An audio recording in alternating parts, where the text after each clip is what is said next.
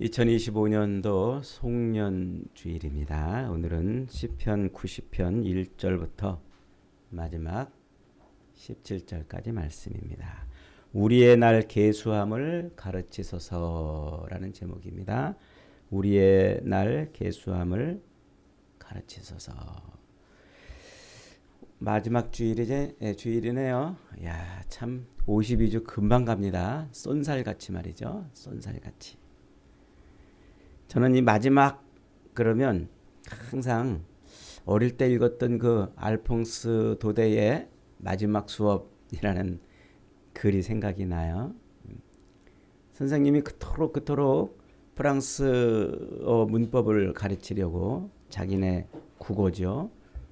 그래서 자기 글과 말, 그 글과 말을 잘 가르치려고 선생님이 열심히 애들에게 가르치는데 이 프란츠는 늘 그거 배워서 뭐해? 그러면서 놀러 다니고 가급적이면 학교 안 오려고 그러고 그러다가 어느 날 독일하고 프랑스하고 전쟁이 일어나서 그 독일 접경에 있던 그 마을에 독일군이 들이닥쳤어요. 그래서 결국은 그 땅을 독일군이 점령을 하고 이제는 프랑스어를 가르치지 말아라는 그런 선고를 하지요. 그래서 이제 마을 사람들과 학생들이 모여서 마지막 수업을 하는 거예요. 마지막 수업. 그러면서 그 선생님은 그 마지막 수업에 끝내 학생들에게 지나간 날들에 대한 후회를 이야기하면서 프랑스 만세 칠판에다 이렇게 적고 끝이 나는 그런 이야기입니다. 이게 프랑스의 유명한 소설가 알퐁스 도데의 단편 소설인데 저는 그 책을 읽으면서 그때 제가 그 책을 중학교 1학년 때 읽었나 그래요. 그때 그런 생각을 했어요. 그 어린 나이에. 여러분은 어떤 생각을 하며 읽으셨는지 모르겠지만 첫째로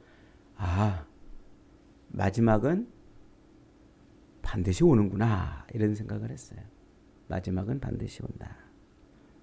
두 번째로 그 마지막은 갑자기 온다 이거예요. 갑자기 온다. 세 번째로 그 마지막은 끝이 아니다. 이런 생각을 했어요. 마지막은 끝이 아니다. 나중에 제가 커서 성경을 읽는데 세상에 어쩌면 이 이야기가 성경 이야기랑 똑같은지 말이죠. 이게 바로 성경 이야기였습니다. 아마 알퐁스 도데도 성경을 잘 알고 있던 사람 같아요. 그래서 그 소설로 자기 삶을 성경 이야기를 덧입혀서 이렇게 해놓은 게 아닌가 싶어요. 성경이 우리에게 집요하게 가르쳐주는 게 그거예요. 모든 것에 끝이 있다는 거예요. 모든 것의 끝. 그래서 그 모든 이 땅에 보여지는 모든 만물은 반드시 그 끝을 향해서 가고 있다고 성경이 말해주고 있는 거예요. 그리고 그 끝은 어떻게 온다고요? 불현듯 갑자기 온단 말이에요. 갑자기 예상치 못했는데 내가 원하고 바라지 않았는데 그 끝은 갑자기 온다는 거예요. 그리고 그 끝은 뭐예요? 또 다른 시작을 의미한다 이런 거죠. 그래서 이게 성경이 우리 귀에 따갑게 가르쳐주고 있는 말씀, 바로 그 말씀을 이야기하고 있는 게 아닌가. 베드로 사도도 그러잖아요. 만물의 마지막이 가까웠으니 그러므로 너희는 정신을 차리고 깨어 근신하여 뭐하라? 빨리 주식 투자하라. 빨리 부동산을 사놔라. 빨리 돈을 벌어놔라. 이런 얘기 하지 않고 만물의 마지막이 가까웠으니 깨어 근신하여 기도하고 사랑하라. 이렇게 가르쳐 주는 거예요. 여러분 오늘 2025년도 마지막 주일인데 오늘 이 예배가 우리 인생의 마지막 예배라고 한다면 여러분 어떻게 생각하십니까? 어떤 생각이 드십니까? 한번 뒤를 쫙 돌아보세요. 지나간 모든 그 세월들 속에 우리를 이끌어 오신 하나님의 손길이 보이는지 말이죠. 마지막은 그걸 보라고 하나님이 우리에게 말씀하시는 거예요. 뭐? 지나간 모든 세월을 돌아보라 하는 거예요. 돌아보라. 한번 따라합시다. 마지막은 지나간 세월을 돌아보라는 것이다. 그게 하나님이 이 마지막에 주시는 은총이라는 것이죠. 우리가 읽은 이 본문 시편 90편은 150편 중에 유일하게 모세가 쓴 기도문이다 하는 거예요. 그래서 오늘 표제에도 이렇게 붙어 있죠. 하나님의 사람 모세의 기도. 모세의 중보기도문이에요. 이스라엘 백성들을 위한 모세의 중보기도문이라는 거죠. 그런데 이 기도문을 지금 모세가 언제 쓰고 있을까요? 이 기도문을 언제 지금 하나님 앞에 이렇게 기도를 하고 있는 것일까요? 뭐 학자들의 여러 가지 견해들이 있긴 합니다만 제가 볼 때는 모세가 이스라엘 백성들을 가나안 땅에 들어가기 바로 직전인 하나님이 모세에게 야 너는 가나안 땅에 들어가지 못하리라는 선고를 내린 직후 느보산에 올라가서 지나온 그 모든 광야의 40년의 여정의 길을 되돌아보고 그리고 앞으로 들어갈 펼쳐져 있는 그 가나안 땅을 바라보면서 산 꼭대기에서 이 기도를 드리고 있는 게 아닌가 싶습니다. 그러니까 지나간 40년의 그 여정을 쫙 돌아보면서 앞으로 가나안 땅에 들어갈 그 이스라엘 백성들의 삶을 위해서 지금 중보의 기도를 드리고 있는 것이죠. 다른 말로 말하면 지금 뭐 하라는 얘기예요? 모세는 지금 인생의 끝자락에 서 있는 거예요. 인생의 끝자락에. 40년 동안 죽을 힘을 다해서 백성들을 끌고 가나안 땅에 들어가는 소망 하나 가지고 왔었는데 이제는 어떻게 한다고요? 그 앞에 하나님이 야 너는 여기까지야. 이스라엘 백성들이 이제 곧 가나안 땅에 들어갈 건데 너는 못 들어가. 그랬으니까 그 말은 무슨 말입니까? 이제 모세는 자기 인생의 끝이 여기까지라는 것을 알았다는 것이죠. 인생의 끝이 여기까지라는 걸. 죽음이 지금 코앞에 있는 거예요. 죽음이. 여러분 암 선고를 받으면 왜 불안합니까? 내가 이제 죽음이 코앞에 있다는 것을 느끼기 때문에 불안한 거예요. 아니 암 안 걸리면 안 죽습니까? 암 안 걸려도 다 죽어요. 그런데 암 안 걸리면 그 죽음이 피부로 안 와닿기 때문에 죽음을 생각하지 못하는데 암이 걸리면 피부로 느껴지기 때문에 두려운 거예요. 여러분 인생 지금 앞으로 일주일 뒤에 죽는다, 한 달 뒤에 죽는다고 만약에 누가 그렇게 선고를 해놨다면 여러분 어떤 느낌이 들까요? 아마 수많은 생각이 머릿속에 스쳐 지나갈 것입니다. 백성들은 다 가나안 땅에 들어가는데 자기만 그 땅에 들어가지 못한다는 그런 좌절감, 그런 좌절감에 더해서 이제 나는 죽는구나, 나는 이제 곧 죽는구나 라는 죽음을 앞에 두고 있는 그런 상태에서 지금 모세가 기도를 하고 있는 것이죠. 그런데 모세는 왜 가나안 땅에 들어가지 못하는 걸까요? 왜 하나님이 모세를 여기까지, 너는 여기까지야 라고 이렇게 선포를 해주신 걸까요? 그게 민수기 20장에 나오는 무리바 물 사건이라는 거죠. 이스라엘 백성들이 출애굽하면서 하나님의 그 놀라운 이적과 기적을 체험하잖아요. 그리고 광야를 거쳐오는 동안 많은 그런 이적과 기적을 체험해요. 그렇게 이적과 기적을 체험하고서 그러면서도 늘 원망해요. 하나님 배고파요. 하나님 목이 말라요. 어느 날도 백성들이 하나님 앞에 모세 앞에 막 목이 마르다고 여기서 이렇게 목마르게 해서 죽일 것이냐고 불평하고 원망하죠. 그때 하나님이 모세와 아론에게 말해요. 야, 저 백성들, 목이 곧은 백성들, 저 백성들을 그래도 내가 끌고 가겠노라. 그러면서 저들에게 물을 주실 것이다 그래요. 그러면서 모세야, 내가 너에게 지시할 저 바위에 가가지고 그 바위를 향해서 명하여서 물을 내서 백성들의 갈증을 해갈시켜 주거라. 그럽니다. 그래서 모레 모세와 아론이 화가 잔뜩 나가지고 야 이놈들아, 하나님이 우리를 어떻게 인도하셨는지 너 벌써 잊어버렸느냐? 이런 놀라운 은혜와 복으로 우리를 여기까지 인도하신 그 하나님의 능력과 권능을 너희가 모르느냐? 도대체 너희들 어떻게 해야 정신 차리겠느냐? 내가 너희들에게 물을 내주랴 하면서 바위에 가가지고 반석을 2번이나 탁 쳐서 물을 터뜨려줘요.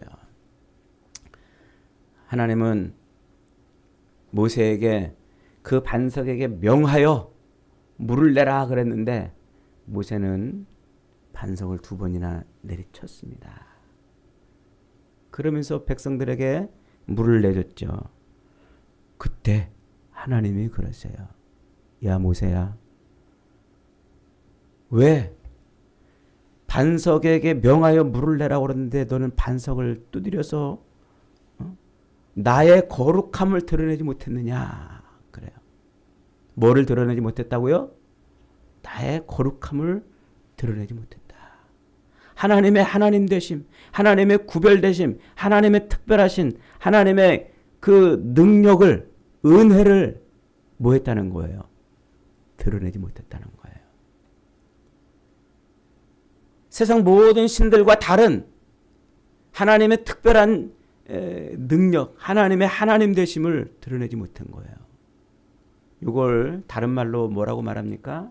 하나님의 영광을 가렸다. 이렇게 말해요. 하나님의 하나님 되심을 가렸다는 거예요. 하나님의 하나님 되심을 가로챘다는 말이에요. 하나님의 영광을 가로챘다는 말이에요.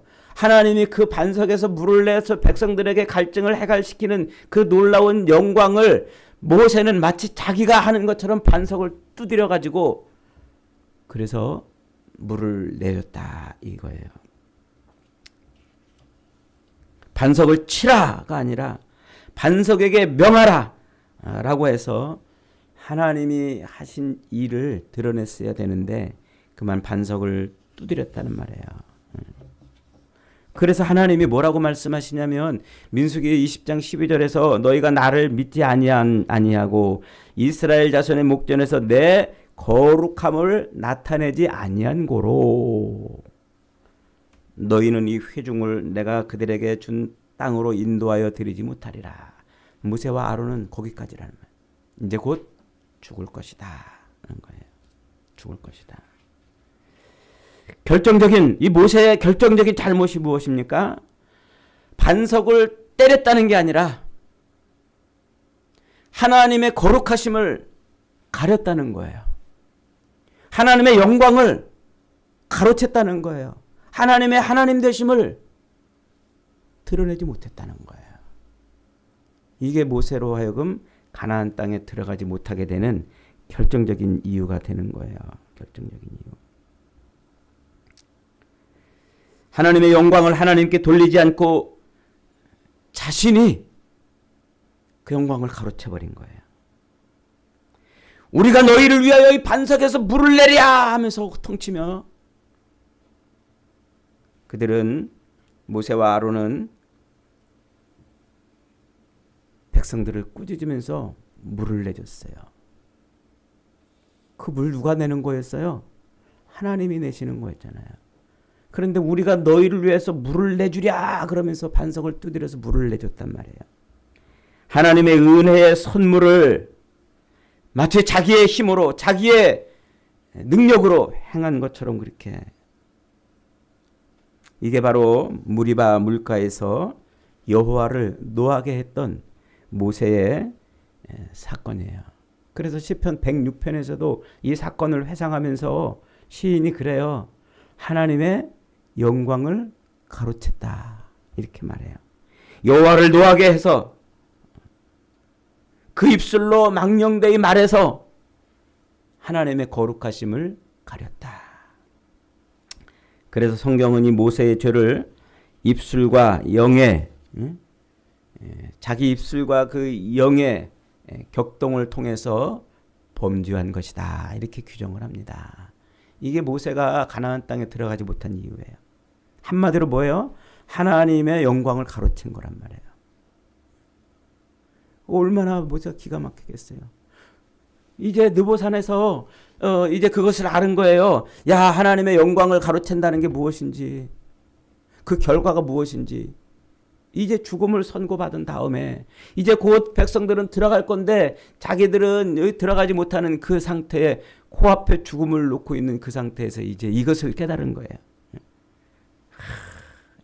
인생 아무것도 아니구나. 인생이 이거밖에 안 되는구나. 모세는 거기서 무너졌습니다. 내가 살아온 지난 모든 날에 아무것도 아니구나. 출애굽의 업적도, 성막에서, 광야에서 성막을 지어서 하나님의 영광을 본 것도, 이스라엘을 40년 동안 광야에서 끌고 온 그 모든 인생의 업적도 아무것도 아니구나. 여러분, 모세는 애굽왕을 대적해서도 굴하지 않았던 사람이고, 홍해의 기적을 일으켜내고, 또 반석에서 물을 내는 이런 일들 뿐만 아니라 성막을 지어서 하나님의 거룩한 영광을 본 사람 아닙니까? 시내산 꼭대기에 올라가서 하나님의 영광을 보고 내려와서 그것으로 하나님의 임재하심을 백성들에게 드러내고, 먹을 것이 없다고 불평하는 백성들에게 먹을 것을 주시는 하나님의 능력을 드러냈어요. 그리고 백성들이 우상을 섬기며 하나님을 배반하자 하나님 앞에 달려나가서 하나님, 저들을 여기서 죽이시려고 여기까지 데리고 나오신 것입니까? 차라리 제 이름을 생명책에서 빼주세요. 그렇게 막아설 정도로, 하나님의 진노를 막아설 정도로 어마어마한 일들을 행했고 어마어마한 업적을 쌓았던 사람이에요. 그 모세가 지난 40년 동안 쌓았던 업적을 생각한다면, 그것을 아마 책에 기록한다면 어쩌면 성경보다 더 많이 기록해야 될지도 몰랐을 겁니다. 그런 어마어마한 업적을 세운, 그런 엄청난 인생을 살아왔던 자기도 아무것도 아니구나. 하나님이 한마디 하시니까 아무것도 아니구나. 그래서 그는 탄식하며 노래하는 거예요. 3절을 읽어봅니다. 주께서 사람을 티끌로 돌아가게 하시고 말씀하시기를 너희 인생들은 돌아가라 하셨사오니. 주님이 가라고 그러시니까 갈 수밖에 없구나. 주님이 가라고 그러시니까 내가 할 수 있는 게 아무것도 없구나. 얼마나 들어가고 싶었겠어요. 얼마나 가나안 땅에 그도 들어가고 싶었겠어요.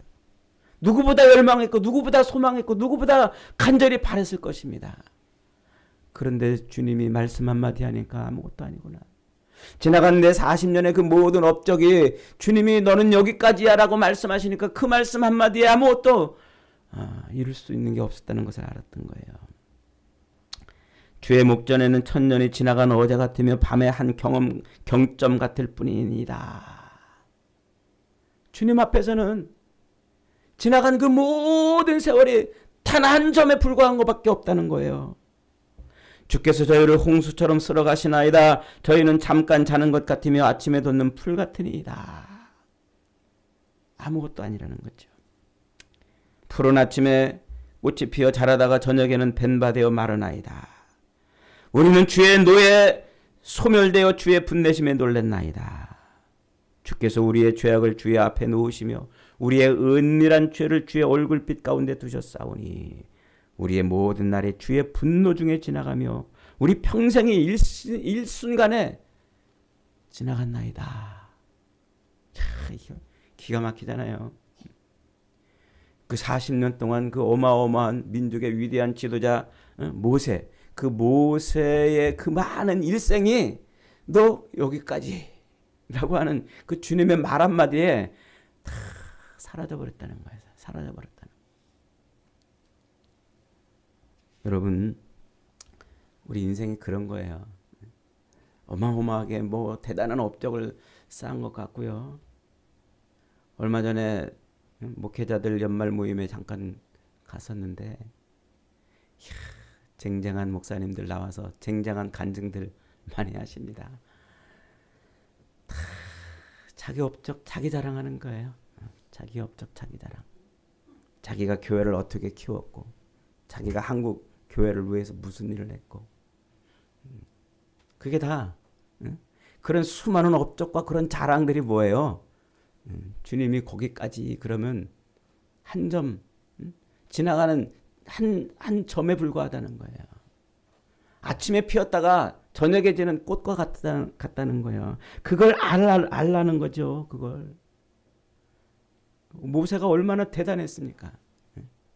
그 어마어마한 정말 누구와도 필적할 수 없을 만큼 대단한 하나님을 대면하고 있던 그 사람도 너 여기까지야. 그러니까 일순간에 날아갔다고 탄식하잖아요.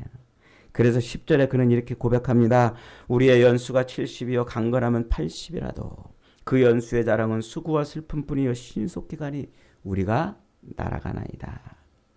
하나님께서는 영원하시고 전능하신데 우리의 인생은 티끌 같으며 아침에 폈다가 저녁에 지는 풀과 같은 존재라는 것이죠. 아무리 우리가 몸부림치고 아무리 우리가 애를 쓰고 아무리 우리가 갈망하고 살아도 우리의 연수는 70이요 강건하면 80밖에 안 되는 거예요.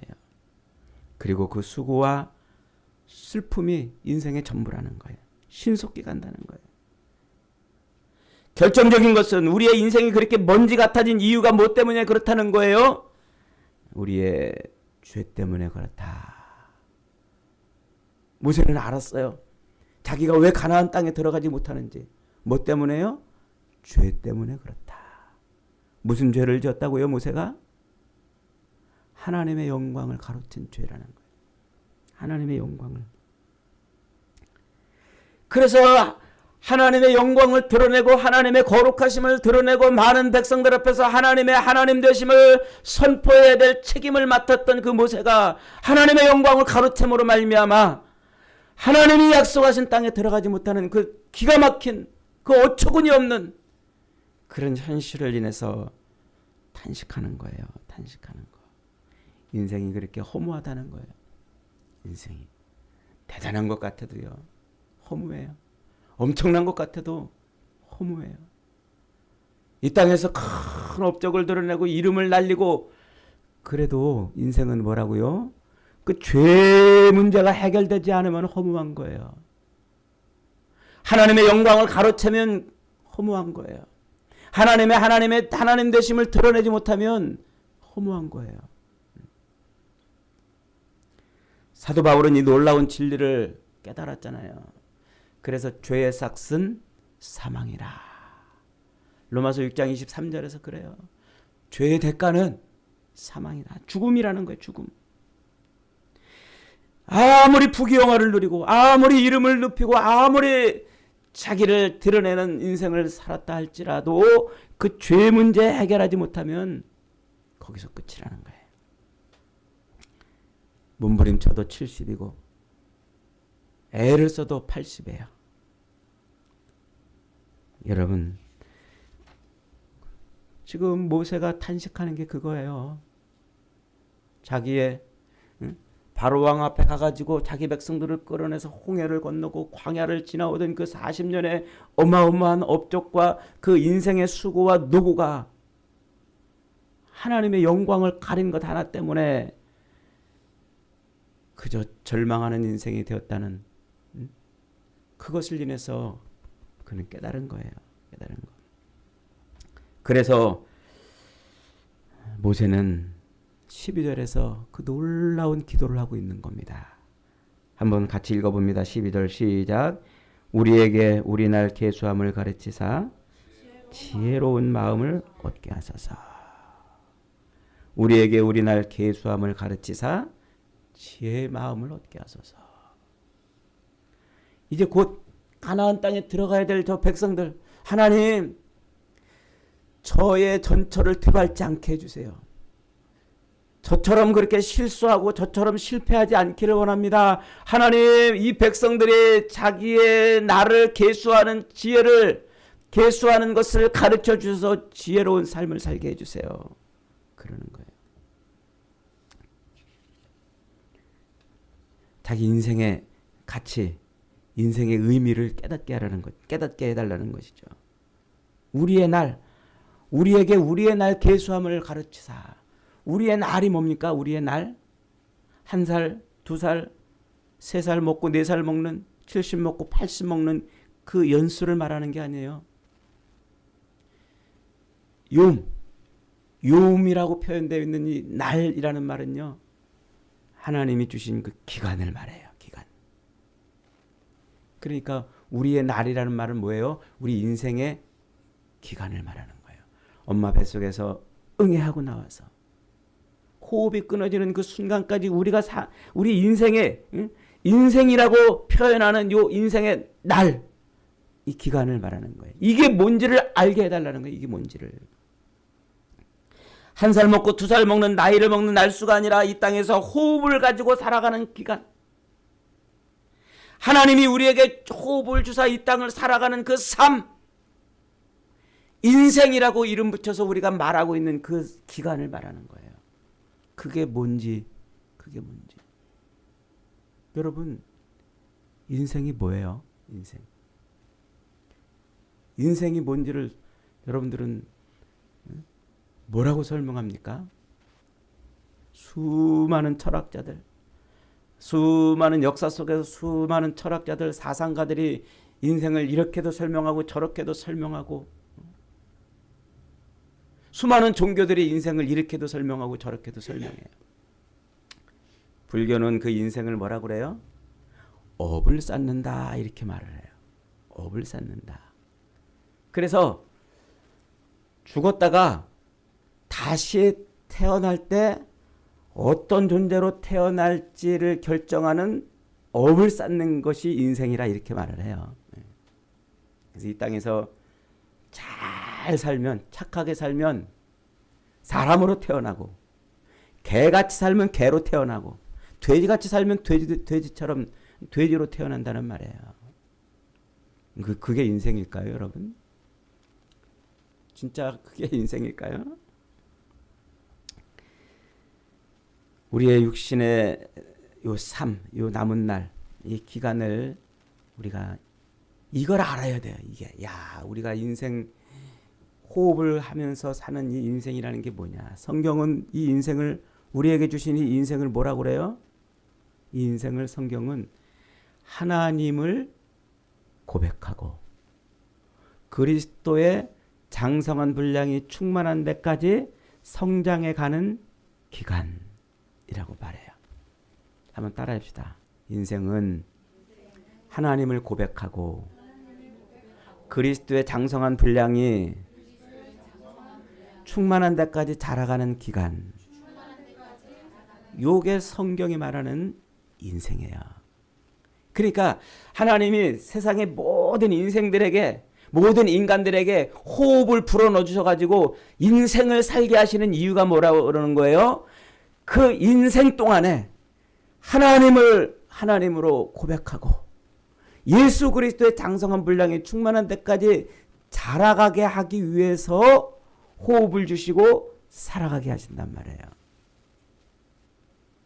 여러분, 이 땅에서 우리가 사는 이유는요, 자식 낳고 가정을 이뤄가지고 자손을 번성시키려고 사는 게 아니에요. 기업을 일구고 돈을 벌어서 내 이름을 남기려고 사는 게 아니에요. 하나님이 죄에 빠진 우리를 건지시고 죽은 우리를 살리시려고 우리에게 다시 호흡을 불어넣으셔서 이 인생, 이 삶을 살게 하시는 것은 하나님을 알게 하시려는 거예요. 하나님을.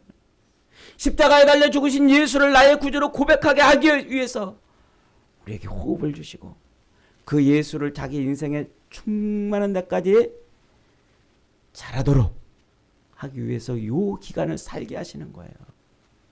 이거 놓치면 안 돼요. 그래서 우리가 인생을 살아가는 동안 이거 잊어버리면 안 돼요.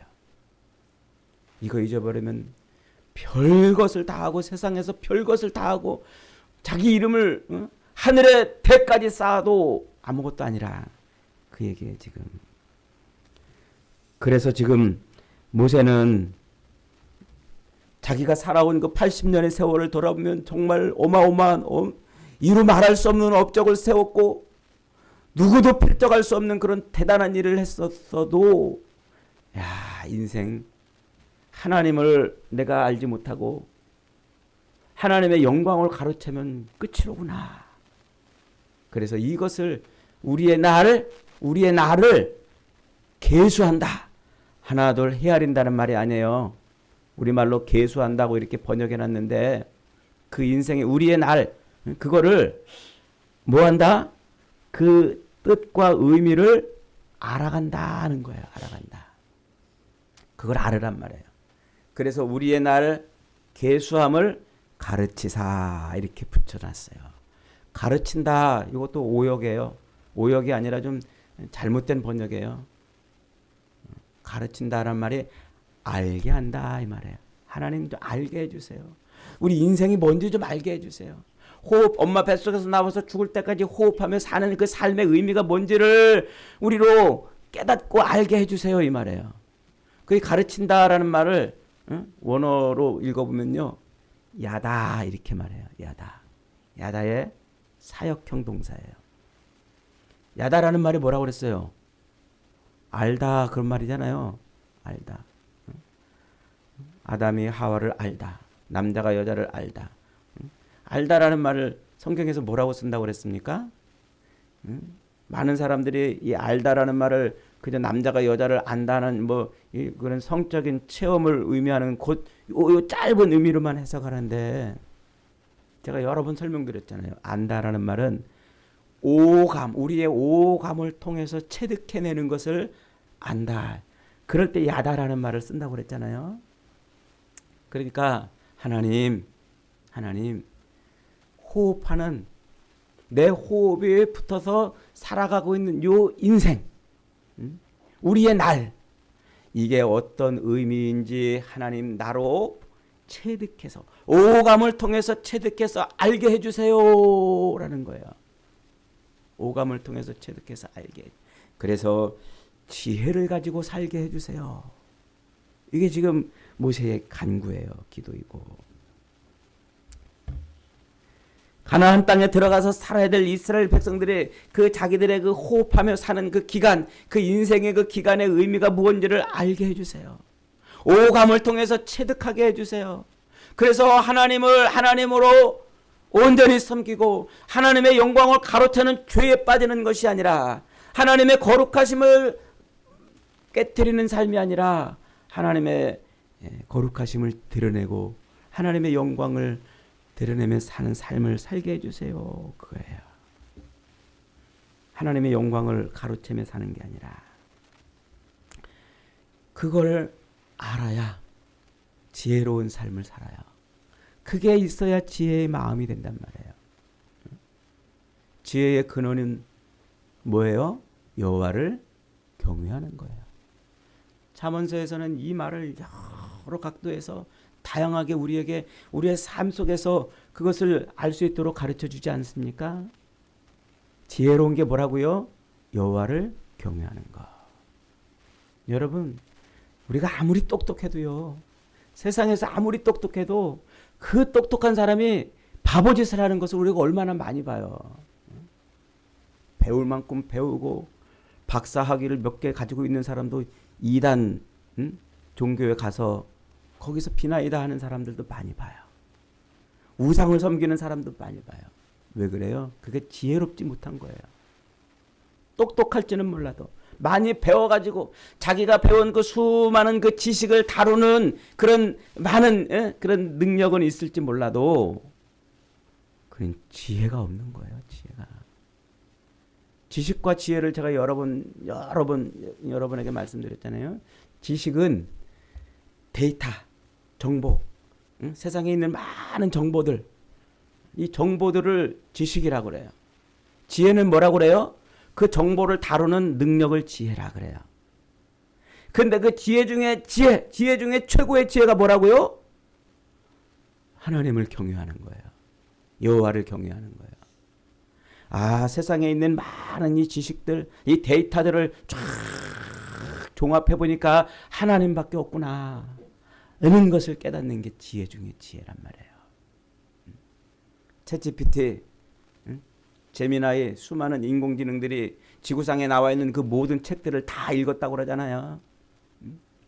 5조 어깨에 무슨 데이터를 다 가지고서 우리의 질문에 답을 해준다고 그러잖아요. 그런 어마어마한 데이터를 다루는 대단한 능력을 가졌어도 챗GPT, 제미나이가 인간과 다른 게 뭐예요? 그는 신을 알지 못해요. 여호와를 경외할 수가 없어요. 성경이 말하는 게 그거예요. 여러분, 우리가 이 땅에서 수많은 데이터를 갖고 많은 지식을 갖고 살아도, 그것을 통해서 많은 업적을 쌓고 이름을 높이고 자기를 드러내며 살아도 여호와를 경외하는 삶이 안 되면 헛것인 거예요. 헛것인 거. 그래서 지금 모세는 자기 죽음 앞에서 그걸 깨달은 거예요. 야, 인생 아무것도 아니네. 엄청나고 대단하고 백성들 앞에서 야 이씨 하면서 막 욕을 하면서 그들을 무시하고 그럴 정도로 능력 있는 삶을 살았어도 하나님이 너 거기까지 하라고 그러니까 아무것도 아니네. 야, 정말 인생 아무것도 아니구나. 느보산 꼭대기에서 지나간 날들을 돌이켜보고 자기의 죄가 무엇인지를 깨닫고서야 모세는 알았어요. 하나님의 영광을 가로챈 죄, 하나님의 영광을 가로챈 죄는 그것을 인해서 내 인생의 모든 것을 송두리째 앗아가는 것임을 이제 배웁니다. 하나님, 가나안 땅에 들어갈 이스라엘 백성들, 이 지혜를 알게 해주세요. 자기 인생의 나를 계수하는 이 은혜를 주세요. 인생의 나를 계수할 것을 가르쳐 주세요. 오감으로 체험하게 해주세요. 그래서 하나님을 경외하는 삶을 살게 해주세요 라고 하는 거죠. 여러분, 2025년도 오늘 마지막 주일입니다. 이제 내일 모레 송구영신 예배를 드리면서 지나간 한 해를 우리가 돌아보고 새해를 또 소망하겠지만 우리 인생 아무것도 아니에요. 하나님 앞에서 하나님의 영광을 가로챈 죄를 가지고 살았다면 거기까지예요. 이 문제가 해결이 되지 않으면 우리 인생은 소망이 없어요. 새해를 맞으면 무슨 소망이 있겠습니까? 이 문제가 해결되지 않았는데 또 다른 삶을 산다면 무슨 의미가 있겠어요? 이 문제가 해결이 되지 않았는데 또 우리가 새로운 직장에 들어가고 또 새로운 학교를 들어가고 또 새로운 삶을 산다고 하는데 무슨 의미가 있겠어요? 거기서 월급을 좀 더 받으면 무슨 의미가 있겠고 조금 더 편하게 살면 무슨 의미가 있겠냔 말이에요. 집을 새로 바꾸면 그게 무슨 의미가 있냔 말이에요. 연봉이 많아지면 그게 무슨 의미가 있냔 말이에요. 하나님의 영광을 가로채고 하나님의 거룩하심을 드러내지 못하고 사는 인생은 아침에 피었다 저녁에 지는 풀과 같은 인생이라는 거예요. 풀과 같은 인생. 그렇게 가고 싶었는데 가지 못하는, 가나안 땅에 들어가지 못하는 그런 존재로 끝난다고 말씀하고 있는 거예요. 그래서 모세는 그런 기도를 통해서 이스라엘 백성들이 그걸 깨닫고 가나안 땅에 들어가서 하나님을 아는 그 지혜의 삶을 살기를 소망하는 거예요. 아침에 주의 인자하심이 우리를 만족하게 하사 우리 일생 동안 즐겁고 기쁘게 하소서. 우리를 괴롭게 하신 날수대로와 우리가 화를 당한 연수대로 우리를 기쁘게 해주세요. 주님, 주께서 행하신 일들을 주의 종들에게 나타내시며 주의 영광을 그들의 자손에게 나타내 주세요. 자신이 가로챘던 영광을, 자신이 훔쳤던 그 하나님의 영광을 백성들은 가로채지 않기를 원합니다. 드러내지 않기를 원합니다. 드러내기 위해 살기를 원합니다. 여러분, 하나님의 영광을 가로채며 사는 인생은요, 아무리 애쓰고 아무리 큰 업적을 이루어도 여기까지. 그것을 잊어버리지 말라고 오늘 모세가 우리에게 가르쳐주고 있습니다.